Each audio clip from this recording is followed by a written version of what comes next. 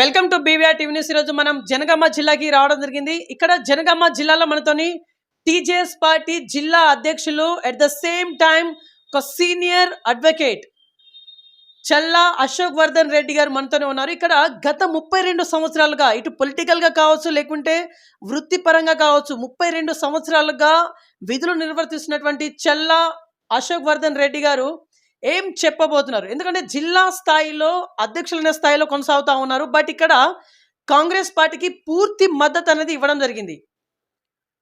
అంటే టీజేఎస్ పార్టీని కంప్లీట్గా కాంగ్రెస్లోనికి మెర్జ్ చేయబోతున్నారా లేదా? ఇట్లాంటి లేటెస్ట్ ఇన్ఫర్మేషన్ కొంత తెలుసుకుందాం. నమస్తే సార్, బాగున్నారా? నమస్తే అండి. ముందుగా BVR TV news channel Warangal నుంచి క్షమ తీసుకొని నా ఇంటర్వ్యూ గురించి వచ్చినందుకు ముందుగా ధన్యవాదాలు, కృతజ్ఞతలు. ఓకే సార్, యాక్చువల్లీ ఈ టీజేఎస్ పార్టీ జిల్లా అధ్యక్షులైన స్థాయిలో మీరు ఉన్నారు. యాక్చువల్లీ ఈ పదవి అనేది మిమ్మల్ని ఎలా వరించింది? మీలో ఎట్లాంటి క్వాలిఫికేషన్ని కోదండరామ్ సార్ గారు చూసి మీకు ఇది ఇవ్వడం జరిగింది? నేను తెలంగాణ మూమెంట్ స్టార్టింగ్ నుంచి కూడా జనగాంలో తెలంగాణ మూమెంట్ గురించి పార్టిసిపేట్ అయిన స్వచ్ఛందంగా. గతం నుంచే మాకు యూనివర్సిటీలో కోదండరామ్ సారు పొలిటికల్ సైన్స్ బోధించేది. అప్పటి నుంచే మాకు పరిచయం.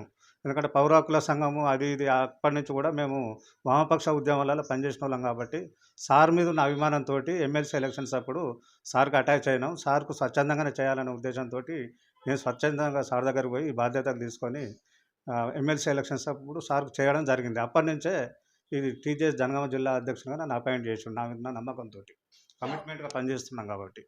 ఓకే సార్, ఇక్కడ నమ్మకంతో కమిట్మెంట్తో పనిచేస్తున్నా అని చెప్పేసి మీరు అన్నారు. ఇప్పుడు 2 వర్డ్స్ మీరు మెన్షన్ చేసిళ్ళు. కానీ ఇక్కడ మీరు కాంగ్రెస్కి సపోర్ట్ చేసిళ్ళు, ఓకే. కానీ ఇక్కడ మీ కాంగ్రెస్ పార్టీ అభ్యర్థి ఓడిపోవడం జరిగింది. జనగామ నియోజకవర్గం గురించి మనం మాట్లాడితే అంటే మీరు ఫెయిల్యూర్ అని చెప్పేసి అనుకోవచ్చా యాజ్ ఏ ప్రెసిడెంట్గా? ఫెయిల్యూర్ ఏం కాదు. నేను మా టీజేఎస్ వరకు సక్సెసే. ఎందుకంటే కాంగ్రెస్ పార్టీ అభ్యర్థికి బేషరతుగా మేము టీజేఎస్గా సపోర్ట్ చేసినాం. దానికి అందులో భాగంగానే జిల్లాలు ఉన్న మా 12 మండలాలు ఉన్నాయి. 12 మండలాలలో కూడా మేము ప్రచారం చేసినాం ప్రజా సంఘాల ద్వారా. 24, 26 ప్రజా సంఘాలు రాష్ట్ర వ్యాప్తంగా ఒక జేఏసీ అని కమిటీ వేస్తే ఆ కమిటీ తరఫున కూడా జనగాంలో మేము కోదండరామ్ సార్ని పిలిపించి పెద్ద సదస్సు పెట్టి కాంగ్రెస్ అభ్యర్థి కొమ్మూరి ప్రతాప్ రెడ్డికి అనుకూలంగా మేము ప్రచారం చేసినాము. మండలాల్లో కూడా అదే చేసినాం. స్టేషన్ కన్పూర్ పాలకుర్తిలో కూడా అదే చేసినాం. కోదండరామ్ సార్ను పాలకుర్తి కూడా పిలిపించినాము. మాది ప్రచారంలో చేయడంలో కాంగ్రెస్ అభ్యర్థి గెలుపులో మంచిగానే చేసినాం. మరి అభ్యర్థి అనేది సమన్వయం చేసుకోలేకపోయినారు. ఏది జనగాం కానీ స్టేషన్ కన్పూర్ కానీ. అదే పాలకుర్తి యశస్విని రెడ్డి ఆమె కోదండరామ్ సార్ తోటి చేసింది. ఆమె అనుకోకుండా మంత్రి అయినా కానీ ఆమె ఓడించగలిగింది. మరి జనగాంలో ఏంటంటే పోల్ ఓటింగ్ సరిగ్గా చేసుకోలేకపోయినారు, మనీ మేనేజ్మెంట్ సరిగ్గా చేసుకోలేకపోయినారు, సిపిఐ తోటి కానీ మా టీజేఎస్ తోటి కానీ సరైన సమన్వయం చేసుకోలేకపోయినారు. సరే, సిపిఐ నుంచి గతంలో అందులో కూడా ఒక మాజీ ఎమ్మెల్యే ఉంది కాబట్టి కొంత వాళ్ళు చేసినా కానీ మమ్మల్ని పూర్తి స్థాయిలో వాళ్ళు వాడుకోలేదు. గెలుస్తాము అనే ఓవర్ కాన్ఫిడెన్స్ తోటి వాళ్ళు ఏదో స్టేట్ పోలీస్ ఇంటెలిజెన్స్ వాళ్ళు 40,000 50,000 మనం గెలుస్తున్నాం అనే వరకు వాళ్ళు బాగా ఓవర్ కాన్ఫిడెన్స్ అయ్యి చివరి వరకు దాన్ని సీరియస్గా పట్టించుకోలేదు. గెలుస్తామన్న భ్రమల్లో ఉన్నారు తప్పించి వాళ్ళు స్వయంకృత అపరాధం. ఇక్కడ కాంగ్రెస్ పార్టీ అభ్యర్థి స్వయంకృత అపరాధం. స్టేట్లో 64 సీట్లు వచ్చి ఒకటి సిపిఐ వచ్చినప్పుడు ఈ జనగాంలో స్టేట్లో ఫస్ట్ గెలిచే సీటే జనగాం. ఆ జనగాం సీటు చేతాల కాంగ్రెస్ వాళ్ళు పోగొట్టుకున్నారు. దానికి మాకు వ్యక్తిగతంగా బాధ ఉన్నది కదా, మనం ఏం చేయలేము. బాధగా ఉన్నది, ఏం చేయలేము. దానికి సబ్స్టిట్యూట్గా మళ్ళీ ఇప్పుడు పార్లమెంట్ ఎలక్షన్లలో ఇంకా సీరియస్గా పనిచేయడానికి మేము బేషరతుగానే సపోర్ట్ చేస్తాం మేము. మీరు పార్లమెంట్ ఎలక్షన్ గురించి ఇప్పుడే అన్నారు. యాక్చువల్ ఇక్కడ రాబోయే పార్లమెంట్ ఎలక్షన్స్లలో ఉన్నటువంటి అన్ని సీట్లు మేము కైవసం చేసుకున్నాం అని చెప్పేసి కేటీఆర్ గారు ఒక స్టేట్మెంట్ ఇవ్వడం జరిగింది. దీనిపైన మీ కామెంట్ ఏంటిది? అది జరగని ముచ్చట. తలకాయ కిందికి పెట్టి కాళ్ళు మీదికి పెట్టినా కానీ వాళ్ళు అసలు ఏం ఢీ కొట్టలేరు. ఖచ్చితంగా కాంగ్రెసే ప్రధాన పోటీ ఇస్తుంది. రాబోయే ఎంపీ ఎలక్షన్లలో సిపిఐతో పాటు మళ్ళీ టీజేఎస్ కూడా స్వచ్ఛందంగా అంతగా సమన్వయం చేసుకొని అది చేస్తారు. అందులో భాగంగానే వాళ్ళు ఒక కమిటీ వేసిండ్రు. దానికి చర్చలు కూడా అవుతున్నాయి. రాష్ట్ర స్థాయి లెవెల్లో ప్రొఫెసర్ కోదండరామ్ సార్ అదే పనిలో ఉన్నాడు ఇప్పుడు. ఇది ఎందుకంటే ఎలక్షన్స్ ముందున్నాయి కాబట్టి ఇప్పుడు జనవరి 21వ తారీఖు నాడు హైదరాబాద్లో మేధావులతోటి పెద్ద సదస్సు పెడతాడు సార్ హైదరాబాద్లో కోదండరామ్ సార్ నాయకత్వాన్ని. ఇదేంటంటే విభజన చట్టం. అప్పుడు తెలంగాణ, ఏపీ, ఆంధ్రప్రదేశ్ విడిపోయినప్పుడు విభజన చట్టంలో ఉన్నాయి, అమలు చేయాలి. అప్పుడు ఏంటంటే బీఆర్ఎస్ కదా బీజేపీ కూడా టార్గెట్ చేయాలనే ఉద్దేశంతో మాకు ఇద్దరు ప్రధాన శత్రువులే. ఇద్దరికి సమాన దూరం కాదు, ఇద్దరు ప్రధాన శత్రువులే. బీఆర్ఎస్ అనుకున్నాం, మార్పు తెచ్చినాం, ఓడిపోయింది.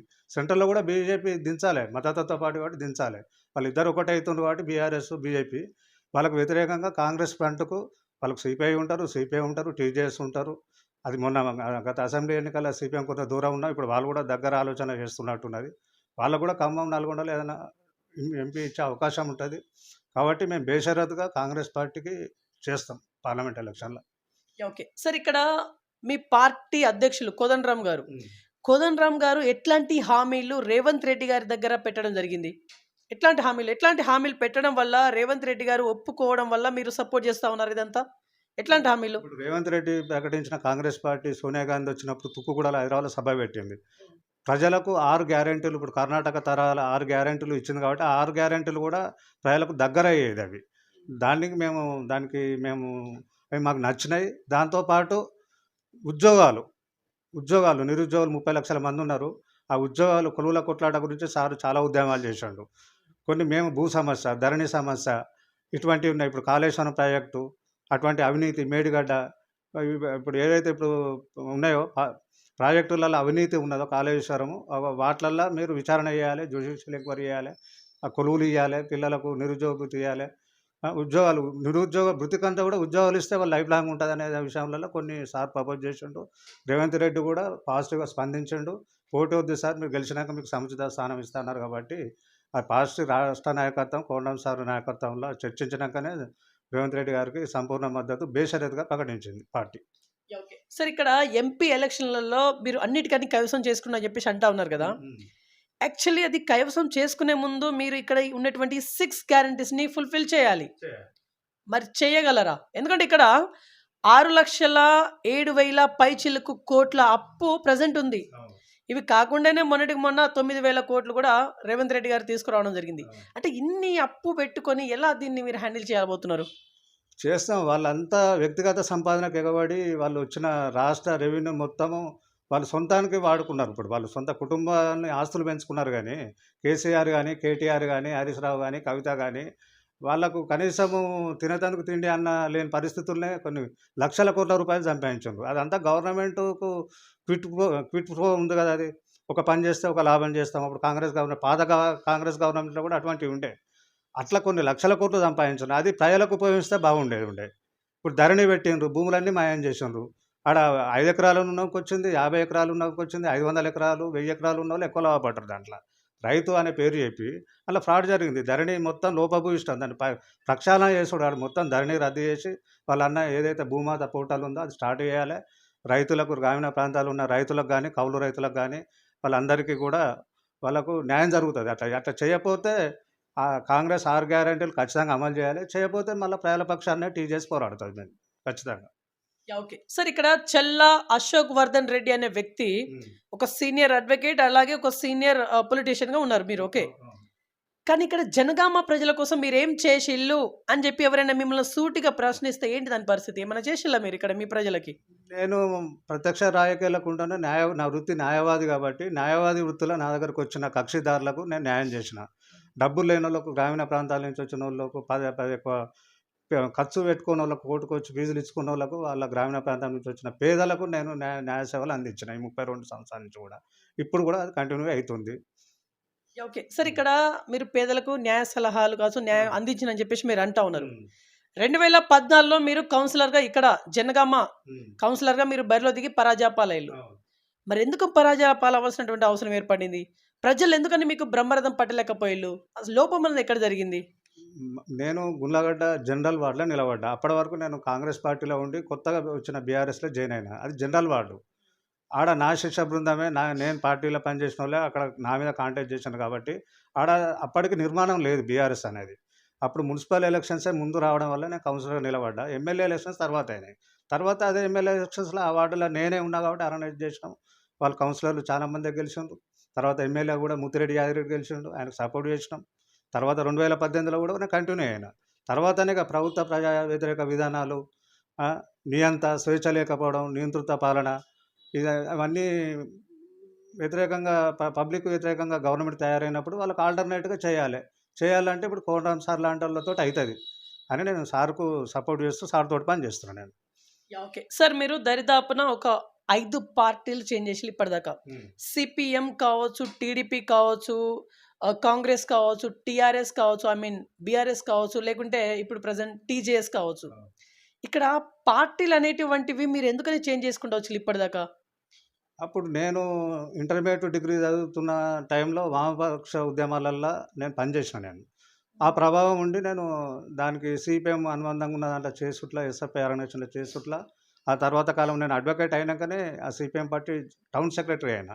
ఆ తర్వాత కొద్ది కాలానికి మా మధ్యలో కొద్దిగా నాయకత్వం విషయంలో కొంత భేదాభిప్రాయాలొచ్చి నేను టీడీపీలోకొచ్చిన. టీడీపీలోకొచ్చిన సిపిఎంలో విభేదించి టీడీపీలోకి వచ్చినాక కూడా టీడీపీ వాళ్ళకే అలాట్ చేసింది. మిత్రపక్షంగా ఉన్న సిపిఎంకి ఈడు ఎమ్మెల్యే టికెట్ కేటాయించడం వల్ల టీడీపీలో కొంతకాలం ఉండి కాంగ్రెస్‌లోకి వచ్చిన. పొన్నాల లక్ష్మయ్య నాయకత్వంలో నేను ఇక్కడ మళ్ళా కాంగ్రెస్‌లోకి వచ్చి కూడా ఇక్కడ నేను Congress party town general secretary అయినా. సార్ తోటి చివరి వరకు ఉన్నా. అంటే కాంగ్రెస్ పార్టీలో 4, 5 ఏళ్ళు ఉన్నా. 4, 5 ఏళ్ళు కూడా జనగామ పట్టణ కార్యదర్శిగా పనిచేశాను నేను. ఆ తర్వాతనే ఇక వద్దు కాంగ్రెస్ వద్దు అప్పుడు అనుకున్నప్పుడు రాజశేఖర్ పీరియడ్ అయిపోయిన తర్వాత కేసీఆర్ తెలంగాణ గురించి అన్నప్పుడు సపరేట్ తెలంగాణ గురించి నాకు ఫస్ట్ నుంచి కూడా నేను సపోర్ట్ చేసుకుంటూ వస్తున్నా కాబట్టి మేము న్యాయవాదులతోటి జేఏసీ ఏర్పాటు చేసి మేము జనగామలో ఫస్ట్ న్యాయవాదులతోటే స్టార్ట్ అయింది తెలంగాణ మూవ్‌మెంట్. తర్వాతనే అన్ని రాజకీయ పార్టీలు ఇక్కడ పొలిటికల్ జేఏసీ ఏర్పడి చేస్తే కూడా వాళ్ళ కార్యక్రమంలో కూడా పాల్గొన్నాం. ఎక్కువ మేము కోర్టు ముందు సపరేట్ చేసినాం కాబట్టి ఎక్కువ అక్కడ పాల్గొనే అవకాశం ఉంది. హైదరాబాద్ కార్యక్రమంలో కానీ అప్పుడు ఉమ్మడి వరంగల్‌లో కాబట్టి వరంగల్ కూడా చేసినాం. ఇక ఎక్కడ అవకాశం ఉంటే అక్కడ చేసుకుంటూ వచ్చిన. ఇక లాస్ట్‌గా ఎమ్మెల్సీ ఇంత పోరాటం చేసిన ప్రొఫెసర్ కోదండరాంనే కొలువుల కొట్లాట అప్పుడు పోలీస్ స్టేషన్ తీసుకపోయి కొట్టుడు, తిట్టుడు ఇవన్నీ చేసి కేసులు పెట్టిండ్రు కాబట్టి ఇది అది చేయలేకపోయినాం. అందుగురించి సార్‌ను బరిలోకి దింపినాం అప్పుడు గత పట్టభద్రుల ఎమ్మెల్సీ ఎలక్షన్‌లో. కొద్ది ఓట్లతోటి పోయిండు. మేము ఒక్క రూపాయి ఖర్చు పెట్టలే. టీఆర్ఎస్ పెట్టిన కోట్లాది రూపాయలు పెట్టిండ్రు. తీర్మానాలను కూడా పెట్టిన. అంత ఇంత ఖర్చు మా సార్ దగ్గర పైసలు లేవు. మేమే స్వచ్ఛందంగా పెట్టుకొని పని చేసినాం. ఏజెంట్‌లకు కూడా పెట్టినాం. మా సొంత ఖర్చులతోటి పెట్టి చేసి 1,25,000 పైచిలుకు కోదండరాం సార్‌కి వచ్చినంటే మాకు ఉన్నట్టే కదా బలం. టీజేఎస్ కార్యకర్తలు చేసిండ్రు కాబట్టి ఆ ఓట్లు పడ్డాయి. ఓకే. అంటే అంటే ఇప్పుడు మీకు ప్రజల ఆదరణ, అభిమానాలు ఉన్నాయని చెప్పేసి అంటా ఉన్నారా మీరు ఉన్నాయి. ఇండైరెక్ట్‌గా? కోదండరాం సారే మాకు అసెట్. టీజేఎస్ అంటేనే కోదండరాం సార్ అంటే టీజేఎస్ ఒక రాష్ట్ర కమిటీ ఉన్నా గానీ ఆయన ఇప్పటివరకు ఏ చిన్న అసభ్యకరమైన పదజాలంలో మాట్లాడని వ్యక్తి తెలంగాణలో ఉండంటే ఒక కోదండరాం సారే. కోదండరాం సారైనా మాకు ప్రొఫెసర్ హరగోపాల్ అయినా వాళ్ళంతా మాకు చాలా వాళ్ళ మీటింగ్‌లకు అటెండ్ వాళ్ళ ప్రభావం మా మీద ఉంది కాబట్టి వాళ్ళతోటి చివరి వరకు ఉంటాం. అలాంటోళ్ళు మేధావులు శాసన మండలిలో ఉండాలని కోరుకుంటున్నాను నేను కూడా వ్యక్తిగతంగా. మా సార్ అని కాకున్నా గానీ రేవంత్ రెడ్డి ముఖ్యమంత్రి గారు కూడా అదే అభిప్రాయం ఉంది. సార్ మీద మంచి అభిప్రాయం ఉన్నది. ఓకే. రేవంత్ రెడ్డి గారి సర్కార్ ఇప్పుడు ప్రెజెంట్ కోదండరాం గారికి ఏదో ఎమ్మెల్సీ పదవి ఇచ్చే యోచనలో ఉన్నారు అనే వాదన తెర మీదకి వస్తా ఉంది. మీకేమైనా ఇన్ఫర్మేషన్ ఉందా దాని గురించి? సారు మొన్న ఆహ్, ముఖ్యమంత్రిగా రేవంత్ రెడ్డి గారు వచ్చినాక కోదండరాం సార్ పోయి మా టీజేఎస్ బృందం పోయి ఆయనకు అభినందనలు తెలిపింది. పుష్పగుచ్ఛంతో అభినందనలు తెలిపింది. రేవంత్ రెడ్డి గారు చాలా మొదటి ప్రెస్ మీట్‌లోనే ప్రొఫెసర్ కోదండరాంకు మంచి కీలకమైన పదవి ఇస్తా అని ఫస్ట్ ప్రెస్ మీట్‌లోనే ఆయనే అనౌన్స్ చేసిండు. అది ఎమ్మెల్సీ అని చెప్పలే, ప్రధాన సలహాదారు అని చెప్పలే, టీపీసీసీ చైర్మన్ అని చెప్పలే. టీపీసీసీ చైర్మన్ అంటే కొంత వయసు రీత్యా కొన్ని నిబంధనలు ఉంటాయి కాబట్టి అది గవర్నమెంట్ కాబట్టి ఎమ్మెల్సీ పొలిటికల్ ఉంటుంది. గవర్నర్ కోటాలో ఎమ్మెల్సీ ఇవ్వచ్చు అనేది నేను అనుకుంటున్నా. ప్రధాన సలహాదారుడు కూడా ఉండొచ్చు అని ఆయన గ్యారంటీ ఇచ్చిండు.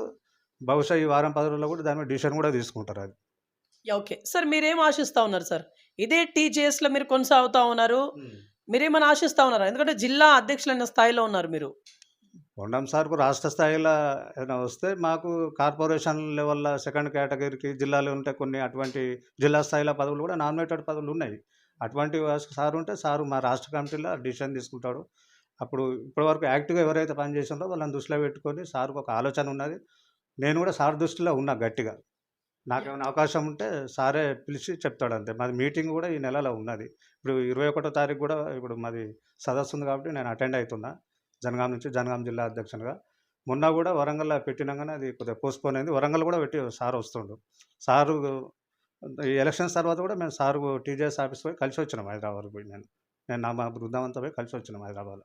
యాహ్! ఓకే. సార్ ఈ జనగామ జిల్లా వ్యాప్తంగా మీ కార్యకర్తలు అప్రాక్సిమేట్‌లీ ఎంత ఉండొచ్చు? ఎందుకంటే ఇక్కడ మీ కార్యకర్తల బలం అనేది డెఫినిట్‌గా ఉండాలి. ఆ! మరి ఉన్నారా? లేరా? ఇక్కడ జనగామ వరకు మనం మాట్లాడుకుంటే. టీజేఎస్ ఏందంటే అప్పుడు ఎమ్మెల్సీ ఎలక్షన్స్ అప్పుడు అన్ని మండలాల్లో కూడా 3 నియోజకవర్గాల్లో 12 మండల కమిటీలు ఏసినాం. ఆ ఎమ్మెల్సీ ఎలక్షన్ వరకు యాక్టివ్ ఉన్నారు.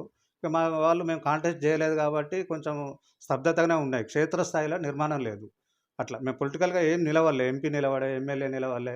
ఇప్పుడు వచ్చే ఎంపీ ఎలక్షన్‌లో కాంగ్రెస్ సపోర్ట్ చేసినా, రేపు స్థానిక సంస్థలు సర్పంచ్ గాని, ఎంపీటీసీ, జడ్పీటీసీ లేదా టౌన్‌లో మున్సిపాలిటీ గాని, హైదరాబాద్‌లో కార్పొరేషన్ లాంటివి ఖచ్చితంగా నిలబడతాం.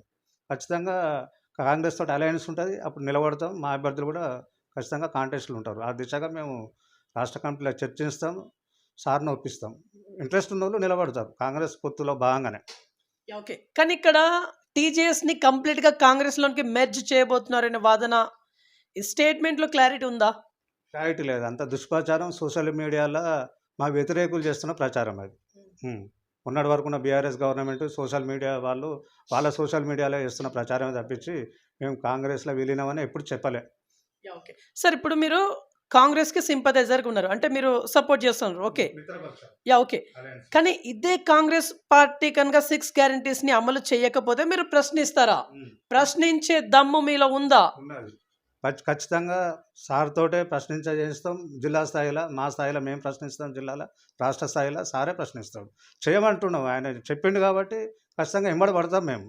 కాకపోతే వాళ్ళకి మినిమమ్ టైం ఇయ్యాలి కదా! వచ్చి అంతా నెల రోజులకే అంతా చేయాలంటే ఎవరు చేయలేరు. వాళ్ళు 10 ఏళ్ళు నాశనం చేసిండ్రు, సర్వనాశనం చేసిండ్రు, భ్రష్టు పట్టించిండ్రు. ఏందో బంగారు తెలంగాణ అన్నారు, అప్పుల రాష్ట్రం, కుప్పల రాష్ట్రం చేసిండ్రు. అంతా అవినీతిమయం. అందుగురించే ప్రజలు మార్పు కోరుకున్నారు కాబట్టే వచ్చింది. ఇప్పుడు వీళ్ళు కూడా అట్లే చేస్తే కాదు కదా! రేవంత్ రెడ్డి మీద, కాంగ్రెస్ పార్టీ మీద నమ్మకం ఉన్నది. ఓకే. రేవంత్ రెడ్డి గారి 1 మంత్ పాలన. హ్మ్. పాలన మొత్తం అస్తవ్యస్తంగా, గందరగోళంగా ఉందని చెప్పేసి మీ సహచర అడ్వకేట్స్, హ్మ్. బీఆర్ఎస్ పార్టీ చెందినటువంటి సహచర అడ్వకేట్స్, ఇక్కడ జనగామ జిల్లాకు చెందినటువంటి అడ్వకేట్స్ చెప్తా ఉన్నారు. బీఆర్ఎస్ వాళ్ళు అధికారం కోల్పోయింది కాబట్టి ఫ్రస్ట్రేషన్‌లో ఉన్నారు అంతా. ఏం చేయాలనో ఆడ కేసీఆర్‌కు దోస్తలేదు, కేటీఆర్‌కు దోస్తలేదు, హరీష్‌కు, కవితకు దోస్తలేరు. అసలు మా ఎమ్మెల్యేల వల్లనే ఓడిపోయినామని కవిత అంటది. కేటీఆర్ ఏమో ఇట్లా ఆయన స్టేట్మెంట్ ఇస్తాడు. ఫ్రస్ట్రేషన్‌లో ఉన్నారు. వాళ్ళు ఏం చేయాలో అర్థమైతలేదు. 10 ఏళ్ళు రాచరికం. రాజు, రారాజు, రాయకుమారుడు, రాజకుమారిలాగా ఇట్లా తిరిగిన బాపతి. ఇప్పుడు అవంతా ఏం లేదు కదా! ఇప్పుడు ఆఖరికి వాడు మీటింగ్ పెడితే కూడా ఎవరు వత్తలేరు. అప్పుడు ప్రగతి భవన్‌కి రానియనోళ్ళు ఇప్పుడు తెలంగాణ భవన్‌కొచ్చి కూర్చుంటారు వాళ్ళే. రోజుకో జిల్లా మీటింగ్ పెడుతుండ్రు. ఫ్రస్ట్రేషన్‌లో వాళ్ళు ఎట్లాగో క క కాంగ్రెస్‌కు వ్యతిరేకమైన కూటమేనే. వాళ్ళతోటి ఎవరున్నారు? బీజేపీ లోపాయికారికి ఉండొచ్చు, ఎంఐఎం లోపాయికారికి ఉండొచ్చు. కానీ వాళ్ళైతే ఓపెన్ అయితలేరు కదా! కాబట్టి కాంగ్రెస్ పార్టీ ఖచ్చితంగా చేస్తది. రేవంత్ రెడ్డి గారు చేస్తారు. ఆ దిశగా చేస్తుండ్రు. వాళ్ళకొక 3 నెల్లో, 6 నెల్లో గ్రేస్ పీరియడ్ ఇయ్యగలిగితే ఒక 100 రోజులన్నా దాటాలి కదా! ఫస్ట్ గ్యారంటీలనే మహాలక్ష్మి పథకంలో ఉచిత బస్సు ప్రయాణం ఇచ్చనే ఇచ్చే ఇప్పుడు లక్షలాది మంది ఇప్పుడు ప్రయాణం చేస్తున్నారు ఉచిత బస్సు జీరో టికెట్ మీద. అది చేస్తుండ్రు కదా! అంత ఇంత ఇప్పుడు ఇంకోటి కూడా ఇవన్నీ ఇప్పుడు 6 గ్యారంటీస్ అభయహస్తంలో అప్లై చేసుకున్నారు. మొత్తము చాలా ఇప్పుడు 1,20,00,000 అప్లికేషన్స్ వచ్చినాయి. ఈ నెల 30 నుంచి డాటా ఎంట్రీ అయితుంది. ఆ డాటా ఎంట్రీ కాగానే దాని మీద యాక్షన్ చేస్తుండ్రు. ఇప్పుడు ఉద్యోగస్తులకు, పెన్షనర్లకు కూడా 5వ తారీఖుకే జీతాలు పడ్డాయి. ఫస్ట్ నెలలో అది చాలదా? ఉద్యోగస్తులు చాలా హ్యాపీగా ఉన్నారు. పెన్షనర్లు చాలా హ్యాపీగా ఉన్నారు. బీఆర్ఎస్ లేదు గవర్నమెంట్ మీద ఫ్రస్ట్రేషన్‌లో మాట్లాడుతుంది గానీ, వాళ్ళకి 30 రోజులకే గంత ఉబ్బొస్తలేతే వాళ్ళకు ఏం చేత్తాం మరి? అంతా రేవంత్ రెడ్డి ఆ సీట్‌లో కూర్చుంటేనే వీళ్ళకి కుసపడతలేదు 39 మందికి. 39 మరి కుసదాకుంటారా అనేది పార్లమెంట్ ఎలక్షన్‌ల వరకే తెలుస్తది. ఓకే. కానీ ఇక్కడ మీరు అంటే బయట ఒక స్టేట్మెంట్ ఇస్తా ఉన్నారంట. బీఆర్ఎస్ పార్టీ పని అయిపోయింది. అది పడిపోయింది. అంటే ప్రజల మాధ్యమాల్లో తన ఉనికిని కోల్పోయింది అన్నట్టుగా మీరు ఒక స్టేట్మెంట్‌ని పాస్ చేస్తా ఉన్నారంట. దీనిపైన క్లారిటీ ఇవ్వండి. ఇప్పుడు శాసనసభ ఎన్నికల్లో వాళ్ళు ప్రజల అభిమానం కోల్పోయిండ్రు కాబట్టే ఎందుకంటే నియంత పాలన, ఏకపక్ష పాలన ఒకటే. ఆయనే రాజు, ఆయనే మంత్రి, ఆయనే సైనికుడు అన్నట్టు ఏకపక్ష నిర్ణయాలు తీసుకున్నాడు కాబట్టే పెద్ద పెద్ద లక్షలాది కోట్ల ప్రాజెక్టులలో కూడా ఆయనే ఇంజినీర్ అయ్యి, ఆయనే సూచన సలహాల మేరకు ఇంజినీర్లు కట్టిండంటే ఇప్పుడు అది పగుళ్ళు పట్టుడు, కూలిపోవుడు, పిల్లర్లు చూసిపోవడం అంటే సెంట్రల్ దానికి సంబంధించిన ఇంజినీర్ల బృందమే ఎక్స్‌పర్ట్స్ వచ్చి వాళ్ళు చెప్తుండ్రు. అదంతా కేసీఆర్ చేసిన పొరపాటు వల్లే. ఆయన వ్యక్తిగతంగా చేసిన పొరపాటు వల్లే. అట్లనే అన్ని శాఖల మంత్రులు కూడా అదే రకంగా వాళ్ళు ప్రజాభిమానం కోల్పోయిండ్రు. అందు గురించే 90, 88 సీట్లున్నోళ్ళు, 90 సీట్లున్నోళ్ళు మరి ఇప్పుడు 39కి వచ్చినట్టు ఆ పార్లమెంట్ ఎలక్షన్‌ల వరకు కూడా అందులో కూడా ఇంకా చాలా తగ్గుతదని నేను అనుకుంటున్నా. ఖచ్చితంగా ప్రజల నుంచి దూరం అయితుంది. ఎప్పుడైతే టీఆర్ఎస్, బీఆర్ఎస్‌గా మారిందో అప్పుడే తెలంగాణ అస్తిత్వం పోయింది. ప్రాంతీయ పార్టీగా ఉనికి కోల్పోయింది. అదే ఫైనల్ అప్పుడే. టీఆర్ఎస్ నుంచి బీఆర్ఎస్‌కి ఎప్పుడయిందో అప్పుడే వీళ్ళ తెలంగాణ అనేది ఇంటి పార్టీ అనేది జనం నుంచి దూరమైంది. కాబట్టి ఖచ్చితంగా పార్లమెంట్ ఎలక్షన్ వరకు ఇంకా పోతది. ఇంకా జనం నుంచి దూరమైతారు. ఖచ్చితంగా ప్రజలు బీఆర్ఎస్‌కి వ్యతిరేకంగా ఓటేస్తారు. మీరు ఒక అడ్వకేట్ అనే స్థాయిలో కొనసాగుతా ఉన్నారు. అవును. అంటే ఈ స్థాయిలో, ఈ వృత్తిలో కొనసాగుతూనే మీరు తెలంగాణ మలిదశ ఉద్యమంలో పాల్గొన్నారు. అవును. అట్ ద సేమ్ టైమ్ మీ ప్రత్యేక జనగామ జిల్లా కోసం కూడా మీరు ప్రయత్నాలు ముమ్మరం చేసిల్లు. అవును. ఏం చేసిల్లు? ఈ రెండిట్లలో మీ పాత్ర ఏంటిది? రాష్ట్ర స్థాయిలో ఇప్పుడు మన తెలంగాణ ప్రత్యేక తెలంగాణ రాష్ట్రం గురించి మేము ఫైట్ చేసినాం. జిల్లా స్థాయిలో కూడా ఆ తర్వాత అన్ని జిల్లాలు ప్రకటించినాక కూడా చివరి జిల్లా మాదే ఉండే. ప్రకటించింది చివరి జిల్లా అయినా ఫస్ట్‌లో మాది ఉండే. కానీ అది ఏదో రాజకీయం వల్ల కొంత జరిగింది. సరే దానివల్ల నష్ట నివారణ చర్యలు చేసి చేసి మళ్ళా తెలంగాణ ఇట్లా అన్ని పార్టీలను కలుపుకోవడం వల్ల జనగామ జిల్లాగా ప్రకటించారు 3 నియోజకవర్గాలతోటి. కాకపోతే ఒక అసంతృప్తి ఉన్నది. చేర్యాలలో ఉన్న ఒక 2 మండలాలు చేర్యాల గాని, మద్దూరు గాని. ఇప్పుడు చేర్యాలలో కొమరవెల్లి కొత్తగా అయింది. మద్దూరులో దుల్మిట కొత్తగా అయింది. అది సిద్దిపేట జిల్లాలో కలపడం వల్ల ఆ కొమరవెల్లి దేవస్థానం అటు పోయింది. తపస్పల్లి రిజర్వాయర్ లాంటివి అటు పోయినాయి. ఇప్పుడు వాళ్ళకి రెవెన్యూ డివిజన్ వచ్చి హుస్నాబాద్ పోవాలి. మళ్ళా జిల్లాకొచ్చే వరకు సిద్దిపేట పోవాలి. ఇప్పుడు జిల్లాలో కూడా చాలా మళ్ళా దాని మీద కమిషన్ ఎట్టి హైకోర్టు జడ్జి తోటి ఒక కమిషన్ ఏసి దాని మీద విచారణ చేసి జిల్లాలను తగ్గించే ఆలోచనలో కాంగ్రెస్ ప్రభుత్వం ఉన్నది. అందులో ఉన్న జనగామ అయితే ఏం పోదు గానీ, మాకు పోయిన సిద్దిపేట జిల్లాలో పోయిన 4 మండలాలు మన జనగాం జిల్లాలో కలపాలని మేము టీజేఎస్‌గా డిమాండ్ చేస్తున్నాం. అదేవిధంగా చేర్యాల రెవెన్యూ డివిజన్ ఏర్పాటు కూడా కోరుతున్నాం. ఇప్పుడు ఆడ కూడా judicial first class magistrate court, junior civil court కూడా శాంక్షన్ అయింది. అది బహుశా ఈ నెలల్లో, వచ్చే నెలలో అది స్టార్ట్ అయితది. అదొక అభివృద్ధే అదొకటి. కానీ ఇప్పుడు రెవెన్యూ డివిజన్ దాన్ని చేర్యాల చేసి జనగాం జిల్లాలో కలిపితే ఆ 4 మండలాల ప్రజలకు చాలా దగ్గర ఉంటది. 25 కిలోమీటర్ల దూరం ఉంటది. ఆ దిశగా మేము దాని మీద ఫైట్ చేస్తాం. రెవెన్యూ డివిజన్ గురించి ఆ 4 మండలాలు ఇలా జనగాం జిల్లాలో కలవాలని. అది నేను టీజేఎస్‌గా చెప్పేది. ఇప్పుడు భవిష్యత్ పోరాటం దాని మీద ఉంటది. స్థానిక సమస్యలు కూడా ఉన్నాయి. ఇక్కడ ఒక 500, 1000 మంది పనిచేసే ఫ్యాక్టరీస్ లేవు, పరిశ్రమలు లేవు. ఏమున్నా బీడీ కార్మికులు, చేనేత కార్మికులు, ఎక్కువ ఈ బిల్డింగ్ కన్‌స్ట్రక్షన్‌లో ఉన్నోళ్ళే గాని, ఒక 500, 1000 పనిచేసే ఒక సంస్థ, ఒక ఫ్యాక్టరీ అనేది లేదు. ఒక పెద్ద పరిశ్రమలు పెడితే ఇక్కడ నిరుద్యోగులు హైదరాబాద్ పోకుండా ఉంటది. ఇక్కడనే పని చేసుకొని బతకగలుగుతాం. ఓకే. ఇప్పుడు ఎట్టకేలకు జిల్లాగా ఏర్పడింది. జనగామ జిల్లా. అవును. అన్ని వసతులు వచ్చినాయా మరి? జిల్లా అనంక చాలా వసతులు వచ్చి ఉండాలి నాకు తెలిసైతే. మరి అవును. ఉన్నటువంటి ప్రతీది వచ్చేసినాయా?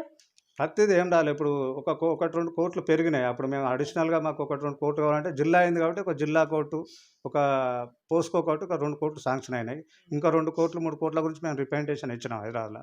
హైకోర్టు చీఫ్ జస్టిస్‌కి ఇచ్చినాం మేము మా బార్ అసోసియేషన్ తరపున.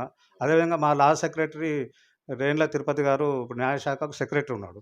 ఆ సార్‌ని కూడా కలిసినాము. ఆ ప్రయత్నాలు జరుగుతున్నాయి.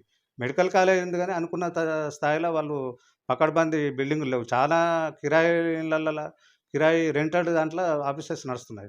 ఒక కలెక్టర్ ఆఫీస్ మాత్రం ఓపెన్ అయింది. ఆఫీసులన్నీ ఒక్క దగ్గరకొచ్చినాయి. కలెక్టర్ ఆఫీస్ ఒకటి చూస్తే పెద్ద అభివృద్ధి అనుకుంటా కాదు గదా!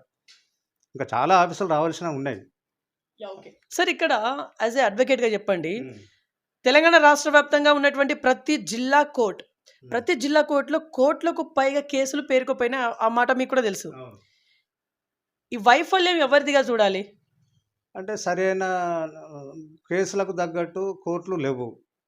కోర్టులు ఏర్పాటు చేయలే. వాళ్ళు కోర్టులు ఏర్పాటు చేసినా దాంట్లో న్యాయమూర్తుల సంఖ్య తక్కువున్నది. కోర్టు సిబ్బంది తక్కువున్నది. ఇప్పుడు ఏది ఎస్టాబ్లిష్ చేయాలన్నా కొత్త జిల్లాలలో ఇప్పుడు ఒక జిల్లా ఉమ్మడి వరంగల్ పోయి ఇప్పుడు 6 జిల్లాలయినాయి జనగాంలో. కానీ ఇప్పుడు ఈడ జిల్లా కోర్టు ఏర్పాటు చేసిండ్రు. ఆడ బిల్డింగ్‌లో ఉన్న దాంట్లోనే సగం అటు, సగం ఇటు అన్నట్టు అయింది. ఇప్పుడు జిల్లా కోర్టు జడ్జే, పోస్కో కోర్టుకి ఇక్కడ జడ్జి. జిల్లా కోర్టు మంచిగానే ఉన్నది పర్వాలే అప్‌స్టైల్‌లా. అదే పోస్కో కోర్టు చిన్న డబ్బా దుకాణం అవుతే అయింది అది. ఒక 10 మంది కూర్చుంటే నిండుతారు. ఆడ అడ్వకేట్‌లు, వాళ్ళు, బెంచ్ క్లర్కు, పోలీసోళ్ళు, విట్నెస్‌లు అంటే చిన్నగా అయిపోయింది. అందు గురించే మాకు ఇక్కడ వేరే ఏర్పాటు చేయాలి అని అంటే ఏదో 10 ఎకరాలు ఏదో కేటాయించిండ్రు. ఇంకా అదేం ఆచరణలో కాలే. అది ఎలక్షన్‌ల ముందు ఎలక్షన్ స్టంట్‌గా మెడికల్ కాలేజ్ ఒకటి, ఈ కోర్ట్ బిల్డింగ్స్, మన జడ్జెస్ క్వార్టర్స్ అని చెప్పి చెంపకిల్స్‌లో 10 ఎకరాలు కేటాయించిండ్రు. కలెక్టర్ జీవో కూడా ఏదో తీసిండు. ఇక అది ముత్తిరెడ్డి ఉన్నప్పుడు అదేదో అయింది. ఇప్పుడు ముత్తిరెడ్డి కూడా లేడు కాబట్టి ఇప్పుడు పల్లారాజేశ్వర రెడ్డి ఏం చేస్తాడనేది చూడాలి మరి. సార్ యాస్ ఎ అడ్వకేట్‌గా మీ 32 ఇయర్స్ జర్నీ, హ్మ్. మీ జర్నీ ఒకసారి ఎక్స్‌ప్లెయిన్ చేయండి. ఎట్లా సాగింది మీ జర్నీ? అంతా ఒడిదుడుకులతోని సాగిందా? లేకుంటే అంత సాఫీగా ఇప్పటిదాకా వచ్చిల్లా మీరు? మేము చిన్నప్పటి నుంచి గ్రామీణ ప్రాంతం నుంచి వచ్చి టౌన్‌లో సెటిల్ అయినోళ్ళం. గవర్నమెంట్ బడిలో చదువుకున్నోళ్ళము. ఆర్థికంగా, ఫైనాన్స్‌గా ఏం కాదు. మధ్య తరగతి రైతు కుటుంబమే మాది. మేము గవర్నమెంట్ బడిలో చదివి కొంచెము లా వరకే ఇంగ్లీష్ మీడియం, ఆ తర్వాత అటు ఇటు పోయినాం. బీఈడీ అటువంటి పీజీ చేసినాం కానీ మాకేందంటే ఇక అడ్వకేట్ ప్రొఫెషన్ నేనొచ్చే నాటికి 1992 జూన్ 25కి నేనొచ్చిన. అప్పుడు ఒక 15, 16 మందే ఉండే. అప్పుడు ఏ సీనియర్ దగ్గర కూడా ఒకరిద్దరు జూనియర్ కూడా లేని పరిస్థితి. ఆ టైంలో నేను ఒక సీనియర్ దగ్గర జాయిన్ అయినా. ఒక 2, 3 ఏళ్ళు పనిచేసిన తర్వాత బయటకొచ్చి నా మిత్రులతో సహకారంతో వాళ్ళతోటి కలిసి జాయింట్‌గా చేసుకున్నా. ఇప్పుడు సొంతంగా చేసుకుంటున్నాను నేను. ఒడిదుడుకులు అనేది ఏం లేవు. నేను వస్తే చేసుకునేది, లేకపోతే లేదు. నేను వృత్తిరీత్యా న్యాయవాది, ప్రభుత్వరీత్యా నేను పాత్రికేయ వృత్తిలో కూడా కొనసాగినా కాబట్టి, రాజకీయాల్లో ఉన్నప్పుడు రాజకీయాలు కూడా చేసుకుంటూ వచ్చిన. స్వచ్ఛంద సంస్థలు కూడా పనిచేసిన నేను. ఐలు లాంటి ఆర్గనైజేషన్స్, అడ్వకేట్ ఆర్గనైజేషన్‌లో పనిచేసుకుంటానే, జన విజ్ఞాన వేదిక లాంటి సైన్స్ సంస్థలో కూడా పనిచేసిన నేను. లయన్స్ క్లబ్‌లో కూడా పనిచేసిన. లయన్స్ క్లబ్ ఆఫ్ అదాలత్‌కు నేను ప్రెసిడెంట్. మా రీజనల్ చైర్మన్ ప్రసాదరావు, ఇప్పుడు మీరు ఇంతకు చెప్పిన సీనియర్ మా అడ్వకేట్ ప్రసాదరావు గారి ఆధ్వర్యంలో అప్పుడు లయన్స్ క్లబ్ ఆఫ్ అదాలత్ అనేది ఏర్పాటు చేస్తే, దాన్ని కూడా ఒక టర్మ్ నేను ప్రెసిడెంట్‌గా చేసిన. మా అడ్వకేట్లదే కాబట్టి. చేసిన స్వచ్ఛంద సంస్థలో పనిచేసిన. చాలామంది నాకు అవార్డ్స్, రివార్డ్స్ అన్నీ వచ్చినాయి. అవన్నీ ఉన్నాయి. ఇక అది 32 చరిత్ర గానీ, నేను నా పరిధిలో నేను నా దగ్గరికి వచ్చిన వాళ్ళకి నేను సహాయం చేసిన. డిమాండ్ ఎవరు చేయలే. ఇప్పుడు కూడా పైసలు లేవంటే చూసుకున్నట్టు ఇస్తే తీసుకుంటా, లేకపోతే లేదు. మీరు మీ ఓకే. ఓకే. మీరు ఎలాంటి కేసెస్‌ని ఎక్కువగా టేకప్ చేస్తా ఉంటారు? ఎట్లాంటి కేసెస్ మీ వద్దకి వస్తా ఉంటాయి జనరల్‌గా అయితే? నా దగ్గర లోకల్‌లో ఎక్కువ ఈ టౌన్ అయితే ప్లాట్‌లకు సంబంధించినయి, గ్రామీణ ప్రాంతాల్లో అయితే ల్యాండ్‌కి సంబంధించిన భూ సమస్యలు వస్తా ఉంటాయి. లోకల్ అయితే ప్రాపర్టీ ఆస్తుల గురించి వస్తా ఉంటాయి. చిట్ ఫండ్‌లు ఎక్కువ ఉన్నాయి జనగం. చిట్ ఫండ్ మ్యాటర్స్ వస్తా ఉంటాయి. చెక్ బౌండ్ కేసులు, భార్యాభర్తల కేసులు ఇలాంటివి వస్తా ఉంటాయి. నా దగ్గర అయితే అవే ఎక్కువ ఉన్నాయి నా దగ్గర. నా వరకు నాకు సివిల్ ఉన్నాయి, క్రిమినల్ ఉన్నాయి, చెక్ బౌండ్ కేసులు ఉన్నాయి, ఫ్యామిలీ మ్యాటర్స్, భార్యాభర్తల కేసులు ఉన్నాయి, సూట్ ఫర్ రికవరీ కేసులు ఉన్నాయి. ఇక 32 ఏళ్ల కాలంలో చేసుకుంటూ వస్తున్నాం. ఇప్పుడు నేను 32, ఇప్పుడు మా ఏజ్ కూడా 58. చేస్తాం. మాకు రిటైర్మెంట్ అనేది ఉండదు. మాకు మెమరీ లాస్ కానంత వరకు మేము న్యాయవాదిలా కొనసాగుతాం. అసలు ఈ సమాజంలో రిటైర్మెంట్ లేని వృత్తి మా అడ్వకేట్ వృత్తే. న్యాయవాదే వృత్తే. మంచి ప్రొఫెషన్ కాబట్టి చేసుకుంటూ పోతున్నాం. పొలిటికల్‌కి కూడా రిటైర్మెంట్ అనేది లేదు గదా! అందు గురించే ఇక మా సార్ ఉన్నంత వరకు టీజేఎస్‌లోనే నేను కంటిన్యూ అవుతా. నేను పార్టీ మారలే. కాంగ్రెస్ అధికారంకి వస్తదని తెలుసు. వాళ్ళకి అంతా మనోళ్ళే. అయినా నేనేం మళ్ళీ ఇచ్చేయలేదు. మా టీజేఎస్‌కనే నేను పనిచేసిన. రేపు వాళ్ళు సార్ పని చేయకపోతే ప్రశ్నించే దగ్గరనే ఉండాలనే ఉద్దేశంతోటి ఈళ్ళున్నా. Right. Okay. Sir as a అడ్వకేట్‌గా చెప్పండి. ప్రెజెంట్ ఉన్నటువంటి సిట్యుయేషన్‌లో ఎక్కువగా ప్రజలు ఎట్లాంటి సమస్యలతో సతమతం అవుతున్నట్టుగా మీరు గ్రహించిల్లు యాజ్ ఏ అడ్వకేట్‌గా? గ్రామీణ ప్రాంతాల్లో అయితే ఉమ్మడి కుటుంబాలు ప్రాపర్టీస్ పంచుకునే విషయంలో, ఆస్తులు పంపకాలల్లో, భూముల పంపకాలల్లో ఎక్కువ సమస్యలు వస్తున్నాయి. దానికి కారణం ఏందంటే రియల్ ఎస్టేట్ అప్పుడు పుంజుకున్నది. ఎలక్షన్స్ ముందు చాలా రియల్ ఎస్టేట్ పెరిగింది. లోకల్‌లో కూడా ప్లాట్ల ధర 5,000 ఉన్నది 50,000 కావడం, 50,000 ఉన్నది 1,00,000 కావడం. గ్రామీణ ప్రాంతాల్లో కూడా 50,000, 1,00,000 పోనివి కూడా ఇప్పుడు ఇక్కడ 1,00,00,000, 1,50,000 ఇట్లా ఒక ఎకరం అంత పలుకుతుంది జనగాం ప్రాంతంలో. అంటే భూముల ధరలు పెరిగినాయి, ఆస్తుల ధరలు పెరిగినాయి కాబట్టి గ్రామీణ ప్రాంతాలల్లో ఆల్రెడీ ఒక రిజిస్ట్రేషన్ అయినాక మళ్ళీ డబుల్ రిజిస్ట్రేషన్, డబుల్ రిజిస్ట్రేషన్ అయినాక త్రిబుల్ రిజిస్ట్రేషన్, ఒకరికి అగ్రిమెంట్ చేయడం, ఇంకొకరికి రిజిస్ట్రేషన్ చేయడం, ఇటువంటి సమస్యలు వస్తున్నాయి. ఉమ్మడి కుటుంబాలలో ఆల్రెడీ మహిళలు పెళ్లి చేసుకొని పోతారు. ఏదో వాళ్ళ తల్లిదండ్రులు ఉన్నప్పుడు చేస్తారు. మళ్ళా తర్వాత వచ్చి మాకు అందులో వాటా కావాలని కేసులు వేయడం ఇట్లాంటివి. అప్పుడు ఎన్టీఆర్ ఉన్నప్పుడే మహిళలకు సమాన ఆస్తి హక్కు అనేది ఒకటి పెట్టిండు కాబట్టి అది బేస్ చేసుకొని ఇప్పుడు చట్టాలు కూడా చాలా అన్నీ మారుతున్నాయి. సెంట్రల్ కూడా దాదాపు అన్ని చట్టాలు మారుస్తుంది. గ్రామీణ ప్రాంతాలలో భూముల ధరలకు రెక్కలు పెరగడం వల్ల, అంటే ఆస్తుల విలువ పెరగడం వల్ల ప్రాపర్టీస్ ఇష్యూస్ వస్తున్నాయి. దాంట్లో తల్లిదండ్రులను చంపడం, అన్నదమ్ములు కొట్టుకోవడం, అక్కయ్యలను చంపడం, తల్లిని తండ్రిని చంపడం, ఇట్లా రకరకాల ఇష్యూస్ వస్తున్నాయి. దీంతో పాటు ప్రాపర్టీస్ తోటి అది సివిల్ కేసు అయినప్పటికీ ఇది తిట్టుకొని కొట్టుకొని చేయడం వల్ల అది క్రిమినల్ కేసు అవుతుంది. గ్రామీణ లోకల్లో ప్లాట్ల విషయంలో వస్తుంది అట్లా. ఓకే. సార్ ఇప్పుడు వీటన్నిటికి ఇవి చిట్ ఫండ్ మ్యాటర్స్ కూడా అంతే. భార్యాభర్తల కేసులు ఈ మధ్య కాలంలో ఫ్యామిలీ కోర్టులో చాలా కేసులు ఫైల్ అయినాయి. జనగాం కోర్టులో కూడా. ఇదివరకు జిల్లా లేనప్పుడు లేకుండే. ఇప్పుడు జిల్లా పరిధి పెరిగింది కాబట్టి భార్యాభర్తల కేసు, ఫ్యామిలీ మ్యాటర్స్ కూడా వస్తున్నాయి. ఓకే. సార్ ఇప్పుడు వీటన్నిటిపైన రీజన్స్ పరంగా చూసుకుంటే సిల్లీ రీజన్స్‌గా మీకు అవుపడతా ఉందా? లేకుంటే రీజన్స్ అనేది వాలిడ్‌గా మీకు అవుపడతా ఉందా? అడ్వకేట్‌గానే చెప్పండి. అది కొన్ని కేసులను బట్టి ఉంటది. ఒక్కొక్క కేసులో ఒక్కొక్కటి ఉంటది అది. కేసుని బట్టి ఉంటది. అది ఒక ఓవరాల్‌గా కలెక్ట్ చేసి దాని మీద మనం అభిప్రాయం చెప్పలేం గానీ, అన్నిట్లో అట్లా ఉన్నదని నేను అంటలేను. కొన్నిట్లా కోర్టుకొచ్చినాక రాజీ పడ్డోళ్ళున్నారు. పెద్దల లోక్ అదాలత్‌లో సెటిల్ అయినట్టున్నాయి. అడ్వకేట్ కౌన్సిలింగ్, జడ్జి కౌన్సిలింగ్ చేసినాక వాళ్ళు లోక్ అదాలత్‌లో కూడా చాలా కేసులు కాంప్రమైజ్ అయ్యి రాజీ కుదుర్చుకొని విత్‌డ్రా చేసుకుంటారు. సార్ 41 ఇయర్స్ సీఆర్‌పీసీ సెక్షన్ ఏదైతే ఉందో, దీనివల్ల నష్టపోయేది సామాన్య ప్రజలా? లేకుంటే మీ జూనియర్స్ అడ్వకేట్సా? మా న్యాయవాదులు ఎక్కువ నష్టపోతారు. కక్షిదారులకు కూడా పెద్ద లాభం ఏం లేదు. అది గ్రామీణ ప్రాంతాల్లో ఉన్న పేదలకు అసలుకి ఉపయోగపడదు. ఏమున్నా పోలీసోళ్ళకు ఉపయోగపడదే. పోలీసోళ్ళు డబ్బులు సంపాదించుకుంటున్నారు తప్పించి ఆ 41 సీఆర్‌పీసీ అది అక్కర తీసేయాలని మేము కొట్లాడుతున్నాం. మేము ఐలు కానీ లేకపోతే మా బార్ అసోసియేషన్ కానీ మేము మా బార్ కౌన్సిల్ నుంచి కానీ హైకోర్టు జడ్జెస్ కానీ ఇవన్నీ చెప్తున్నాయి. అమెండ్మెంట్ చేయాలి, ఇది 41 సిఆర్పిసి తీసేసేయాలి. దానివల్ల ఏంటంటే 7 సంవత్సరాల లోపు శిక్షలు పడేవి అన్నీ కూడా స్టేషన్ బెయిల్ ఇస్తున్నారు వాళ్ళు పోలీసు వాళ్ళు. కంప్లైంట్ తీసుకునేది బాధితుని వైపు వాళ్ళే తీసుకుంటారు, మళ్ళీ స్టేషన్ బెయిల్ వాళ్ళే ఇస్తున్నారు. మళ్ళీ ఎప్పుడో ఛార్జ్ షీట్ వేసినప్పుడు కోర్టుకు వస్తే వాడికి అవసరం ఉంటే కాంటెస్ట్ అయితే వకీల్ని పెట్టుకుంటాడు, అప్పుడు ఆ అడ్వకేట్ సేవలు అవసరం పడతాయి. ఇప్పుడు అప్పుడు సంఖ్య కూడా జిల్లా కోర్టు అయినాక దాదాపు 150 మంది అడ్వకేట్స్ అయినారు జనగాంలో. ఇక అది ఇప్పుడు అడ్వకేట్లకు ఉపాధి పోయినట్టే. ఇప్పుడు అడ్వకేట్ ద్వారా బెయిల్ తీసుకోవడం వేరు, నువ్వు పోలీసోడు ఎస్ఐ కేసు పెట్టి ఎస్ఐ బెయిల్ ఇచ్చినాక ఇంకేముంటుంది. కక్షిదారులకు కూడా డబ్బులు ఉన్నోనికి అది అంత కొంత మంచిగా అనిపిస్తుంది, కానీ ఎక్కువ శాతం 78% డబ్బులు లేనోళ్ళే ఉంటారు గ్రామీణ ప్రాంతాల్లో కానీ టౌన్లో కానీ. డబ్బులు ఉన్నోళ్ళు పోలీస్ స్టేషన్లో మేనేజ్ చేసుకుంటారు. అది యాజ్ పర్ రూలు ప్రకారం వాళ్ళు ఇచ్చినా దాని వెనక అంతా నడిచేది ఉత్తర దక్షిణాలే, ఇన్ఫ్లుయెన్స్ ప్లస్ డబ్బులే. ఓకే. మరి ఇదంతా గవర్నమెంట్ దృష్టికి మీరు తీసుకెళ్ళలేకపోతాల్లా? తీసుకుపోయాను. గతంలో బీఆర్ఎస్ గవర్నమెంట్ కూడా స్టేట్లో పోయినాం. మాకు బీఆర్ఎస్ నుంచి కూడా ఒక అడ్వకేట్ ఉండే వినోద్ కుమార్ అని, ప్రణాళిక సంఘం ఉపాధ్యక్షుడు. ఆయన హన్మకొండ బోయినపల్లి వినోద్ కుమార్ కూడా ఆయన లెఫ్ట్ ఆర్గనైజేషన్ నుంచి అందులోకి వేయండు బీఆర్ఎస్లోకి. ఆయన ద్వారా కూడా మేము చేసినాం.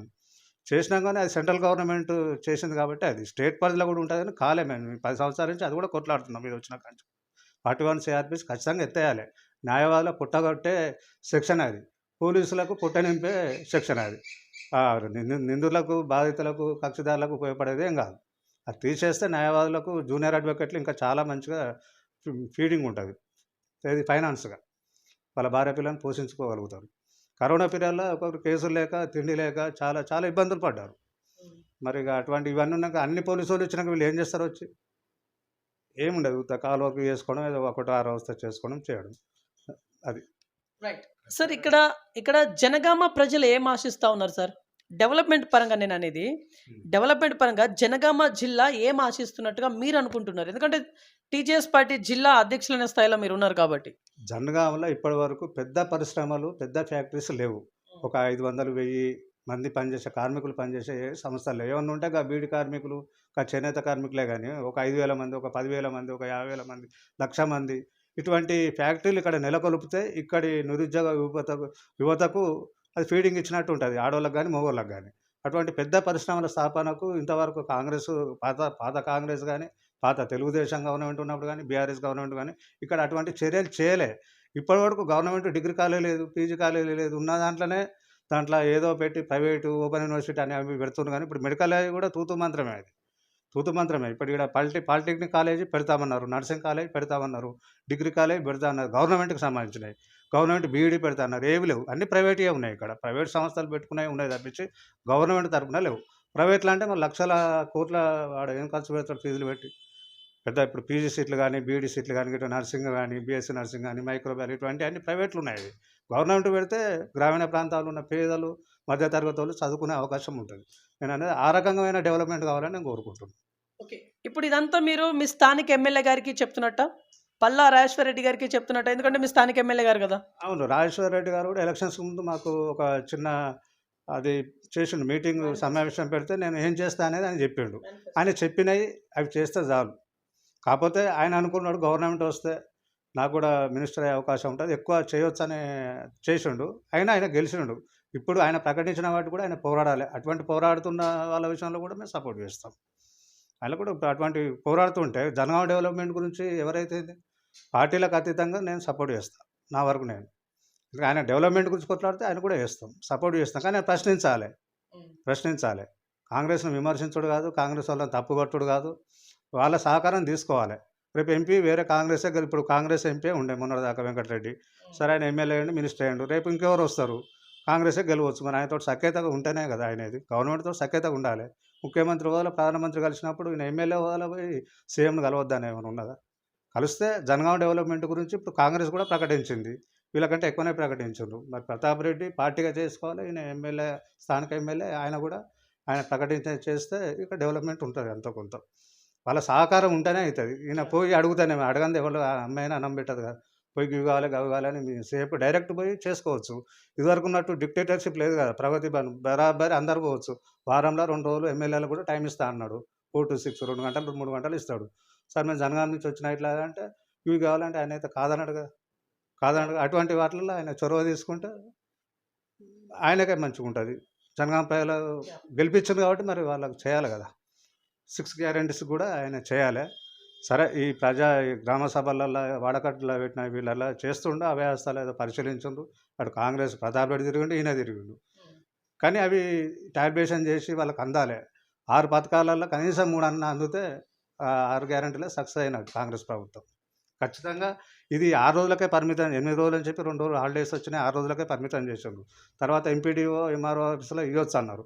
కానీ హైదరాబాద్ మున్సిపల్ కార్పొరేషన్లో ఏదో బయటకు వచ్చి ఆగమాగమైంది, సస్పెండ్ చేసిండ్రు. అటువంటివి కాకుండా ఇది నిరంతర ప్రక్రియగా ఎవరికైతే అర్హులు ఉంటారో, అవసరార్థులు ఉంటారో వాళ్ళందరికీ మాకు కావాలి సార్, మేము అడ్వకేట్లో ఉన్నాము, మాకు రేషన్ కార్డు వద్దా? అప్పుడు ఇదే శ్రీధర్ బాబు కాంగ్రెస్ గవర్నమెంట్ ఉన్నప్పుడు సివిల్ సప్లై మినిస్టర్ ఉండే ఆయన. అడ్వకేట్ల గురించి మీకు అవసరం ఉంటే మీరు అప్లై చేసుకుంటే మీకు తెల్ల కార్డు కూడా రేషన్ కార్డు ఇష్యూ చేస్తా అని చెప్పిండు. అప్పుడు మా అడ్వకేట్లు కూడా చాలామంది పెట్టుకున్నారు. ఆ జీవో కూడా ఇప్పుడు మా దగ్గర ఉన్నది. ఇదే శ్రీధర్ బాబు ఇప్పుడు మినిస్టర్లు ఉన్నాడు, శాసనసభ ఆయన ఇప్పుడు కూడా మినిస్టర్ ఉన్నాడు. ఎవరైనా చేసుకోవచ్చు. ప్రొఫెషన్లు ఉన్నంత మాత్రాన అడ్వకేట్లు, లాయర్లు, ఇంజనీర్లు వీళ్ళు బాగా ఐటీ కడతారు కాబట్టి, వీళ్ళు బాగా డబ్బులు ఉన్నాయి కాబట్టి వాళ్ళు చేసుకోవద్దనేది కాదు. వాళ్ళ అవసరం ఉంటే, అర్హత ఉంటే, అర్హత అంటే టెక్నికల్ ప్రాబ్లమ్ తోటి వాళ్ళని తీసేయొద్దు. వాళ్ళు పెట్టుకుంటే ఆరిట్లో మూడో, రెండో ఒకటో చేస్తే వాళ్ళంతా మీ అనుకుంటారు, పార్టీ అనుకుంటారు, ప్రభుత్వానికి సపోర్ట్ చేస్తారు. అది నిరంతర ప్రక్రియ కొనసాగించాలి. ఆ 6 గ్యారెంటీలు అనేది అభయస్తాము ఇప్పటికే డేటు ఉన్నటికే అయిపోయింది 6వ తారీఖు అనే ముచ్చట కాకుండా దాన్ని నిరంతర ప్రక్రియ చేస్తే ఇంకా జనంలో మీకు బాగా విశ్వాసం ఉంటుంది కాంగ్రెస్ ప్రభుత్వం మీద అని నేను అనుకుంటాను. ఆ రకంగా చర్యలు తీసుకోవాలి ప్రభుత్వం. 6 రోజులైంది 60 రోజులు పెంచు, కొబ్బరి మునిగేదే ఉన్నది అలా. 6 రోజులు ఎందుకు పెంచాలి? 60 రోజులు పెంచండి, నిరంతర ప్రక్రియ చేయండి. ఎంపీడీ ఆఫీసు, మన ఎంఆర్ఓ ఆఫీసులు ఇస్తే అవి ఆడదాకా చేతలేవు, మళ్ళీ గ్రామ సభలు పెట్టిండ్రు, మళ్ళీసారి అవకాశం కల్పించండి. ఉన్నాయి పాత గవర్నమెంట్ ఇచ్చిన సంక్షేమ పథకాలు కొనసాగుతూనే కొత్త వాటిలో 6 గ్యారెంటీలు అమలు చేయాలి. వానికి ఇది ఉన్నది అది చేత, అది ఇది ఉన్నది ఇది చేత అంటే మళ్ళీ ఇది అంతా పార్లమెంట్ ఎలక్షన్ల వరకు మళ్ళీ పరిస్థితి మారుతుంది. మరి అప్పటి వరకు అయితే ఇవన్నీ కాకపోవచ్చు, ఎంత 3-4 నెలల టైం ఉంది కాబట్టి పార్లమెంట్ ఎలక్షన్స్ తర్వాత అయినా ఒక క్లారిటీ వస్తుంది, కొంత వాళ్ళకు గవర్నమెంట్ సెట్ అవుతుంది. కాబట్టి ఖచ్చితంగా 6 గ్యారెంటీలు వేస్తే ఇక వాళ్ళకు డోకా లేదు కాంగ్రెస్ గవర్నమెంట్. ఇదివరకు ఉండే కాంగ్రెస్ పార్టీలో 2-3 సీఎంలను మార్చే పరిస్థితి ఉంది, ఇప్పుడు ఏం లేదు. రేవంత్ రెడ్డి 5 ఏళ్ళు ఉంటాడని మేము సపోర్ట్ చేస్తున్నాం. ఖచ్చితంగా ఉంటాడు పక్కా. Right sir, last and final interview conclude ఇచ్చేసే ముందు ఏమైనా చెప్పి ముగించాలనుకుంటున్నారా? లైక్ మీ మనసులోని మాట. మేము ఎలక్షన్స్కి ముందు కాంగ్రెస్ ప్రభుత్వం రావాలని కోరుకున్నాం, ప్రజలు కూడా అదే కోరుకున్నాం. మేము అనుకున్నది వచ్చింది, మార్పు జరిగింది, కాంగ్రెస్ ప్రభుత్వం వచ్చింది. మా సారు కూడా బేషరతుగా సంపూర్ణ మద్దతు ఇచ్చి రాష్ట్ర వ్యాప్తంగా ప్రచారం చేశారు. మా జనగాం జిల్లాలో కూడా మేము 3 కాన్స్టిట్యూన్స్లో చేసినాం. సరే ఒక కాన్స్టిట్యూన్స్లో పాలకుర్తిలో వచ్చింది, 2 రాలే. సారుకు మాకు రేవంత్ రెడ్డి అప్పుడు ఎలక్షన్స్కి ముందు ఏదైతే సారుకు హామీ ఇచ్చిండో ఆ హామీని నిలబెట్టుకోవాలి. దాన్ని టైంపాస్ చేయకుండా వీలైనంత తొందరగా సారుకు ఏదో ఒక తన ఇస్తా అన్న మంచి గుర్తింపు ఉన్న పదవి ఇచ్చి తను సార్ను గవర్నర్ కోటాలో ఎమ్మెల్సీ ఇస్తా అని ప్రకటించుండే, ఆ ఎమ్మెల్సీ గవర్నర్ కోటాలో ప్రకటించి సారుకు విద్యాశాఖ ఇస్తే పూర్తి న్యాయం చేయగలుగుతారనేది నా మనసులో మాట ఉంది. సారు ఎమ్మెల్సీ కావాలి గవర్నర్ కోటాలో, విద్యాశాఖ అనేది ఇస్తే చదువుకు సంబంధించింది కాబట్టి అన్నీ సంపూర్ణ న్యాయం జరుగుతుంది.